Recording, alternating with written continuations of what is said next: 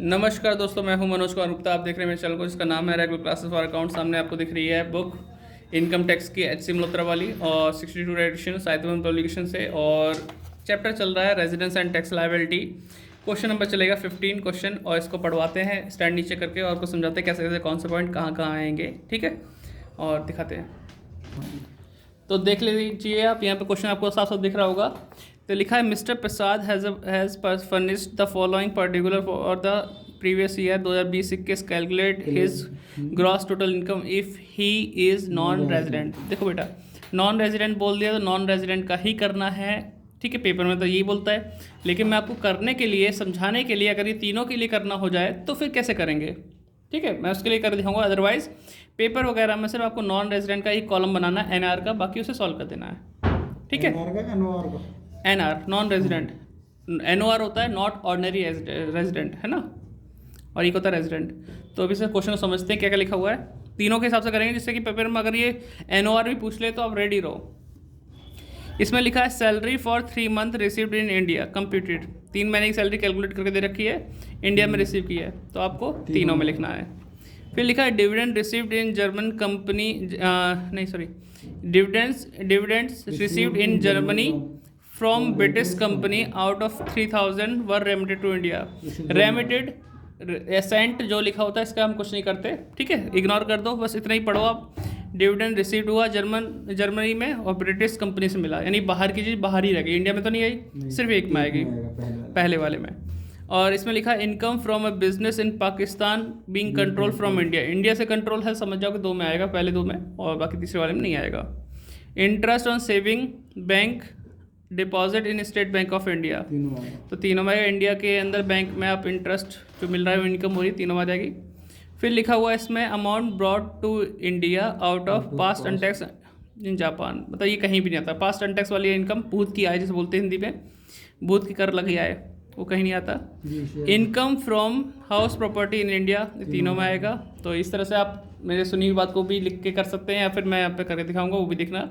Answer हमारा जो match करेगा वो नॉन रेजिडेंट वाला करेगा, ठीक है, बाकी करके दिखाते हैं। तो आपके लिए पहले से स्टेटमेंट लिख के रख दी हैं, और जो कि बच्चा खुद ही लिख के ले गया था, तो ये अच्छा हो गया आपके लिए। वीडियो छोटी छोटी मिलेंगी, ज़्यादा नहीं दिखना पड़ेगा, और ऐड वगैरह देख लिया करो पूरे पूरे, है ना। और चलो स्टार्ट करते हैं। यहाँ लिखा salary for 3 month received in India computed, और ये तीनों में आता है। और सैलरी के पॉइंट में कितनी अमाउंट है, 9000, तीनों में लिख देते हैं हम लोग। देख लेना, आपको आंसर सिर्फ एक ही मैच करेगा, लेकिन आपको पता होना चाहिए कौन सी आइटम कहाँ आती है। कर दिया। फिर dividend received in Germany from British company, और आउट ऑफ 3 भेजे 3000, उससे कुछ मतलब नहीं है। अगर रिसीव्ड इंडिया होता तो मैं बस सोचता भी कुछ होगा, अदरवाइज नहीं। तो फिलहाल अभी हम लिखेंगे जो कितना मिला था, 22,000 मिला था ना, एक में लिखेंगे। हाँ, तो एक में लिखेंगे पहले वाले में। तो यहाँ लिखते थे 22,000, जहाँ पॉइंट खत्म हो, एक लाइन का गैप छोड़ दिया जिससे क्लियर हो जाएगा कि बच्चा पॉइंट कहाँ खत्म हो गया। फिर है income from business in Pakistan being control from India, तो मतलब पहले 2 में आएगा। और ये सरिया की आवाज़ है बेटा, ध्यान रखना, क्योंकि यहाँ पे अभी लेंटर पड़ने वाला है बाहर, तो मैं इसी बीच में आपको पढ़ा रहा हूँ, थोड़ा सा एडजस्ट करना है आवाज़ को, ठीक है। तो तीसरे पॉइंट की अमाउंट कितनी थी, 10,000, तो 2 में आएगा शुरू के, क्योंकि जब हमारा कंट्रोल इंडिया से होता है तो वो सिर्फ रेजिडेंट और नॉट ऑर्डिनरी रेजिडेंट के लिए ही आता है। 10,000, ठीक है, 10,000 यहाँ पे नहीं आएगा। Interest on saving bank deposit in state bank of India, तो तीनों में आएगा, तीनों में आएगा। चौथा नंबर का क्या है इसका, 1,000।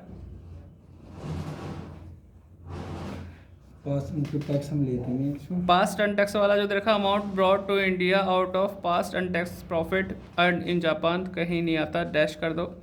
Income from house property in India, देखो अगर यह रेंट रिसीव लिखा होता, मैं तुम्हें हाउस प्रॉपर्टी की कहानी बताता हूँ। अगर लिखा होता rent receive from house property, ऐसी वैसी आ जाएगी, rent receive from house property लिखा होता, चाहे 2-2 लाख रुपए अमाउंट दे रखी होती, तो उसमें से 30% डिडक्शन घटा के इनकम आती। इसमें भी अगर लिखा होता रेंट रिसीव इसमें लिख दिया हमने। अगर यहाँ नहीं, अगर यहाँ पे जैसे क्वेश्चन पढ़ा, वहाँ लिखा रेंट रिसीव, पहले आता था, इस समय अब चेंज कर दी बुक में थोड़ा सा क्वेश्चन, इसलिए अब नहीं आता।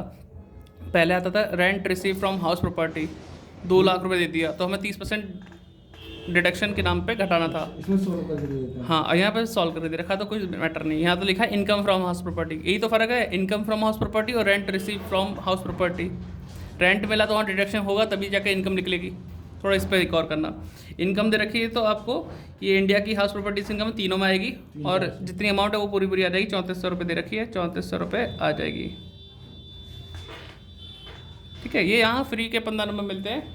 जिसकी यूनिवर्सिटी में भी ये चैप्टर आता है तो बढ़िया है, मज़ेदार, तैयारी कर ले। अब टोटल करते हैं। ठीक है, 1000 ये, 9000 ये, 10,000 हो गए। 10 10 20, 20 और 22, 42, 42 और 3 45,400। बाकी टोटल देख लेना है ना। 9 1 10, 10 10 20, 20 और 3 23,400। 9 1 10 और 3 13,400। ये हो गया ग्रॉस टोटल इनकम। 13,400। ठीक है, इनकम 13,400 राइट मार दो, और यही आंसर आपका मैच कर रहा है बुक में। ठीक है, बाकी तो हमने एक्स्ट्रा है बस इसे समझाने के लिए कि मान लो अगर नॉन रेजिडेंट की जगह अगर रेजिडेंट पूछता तो आपको अमाउंट डालनी आनी चाहिए, है। फ्लो में आप अच्छा काम कर जाओगे। अगर तुम्हें याद ही नहीं, सिर्फ एक के डिपेंड रहोगे तो फिर दूसरा नहीं कर पाओगे। ठीक है बेटा, तो आप इसे नोट डाउन कर लो वीडियो को पॉज करके। ठीक, नेक्स्ट क्वेश्चन मिलते हैं। Bye bye. उम्मीद करता हूँ आपने लिख लिया होगा। बाय, टाटा।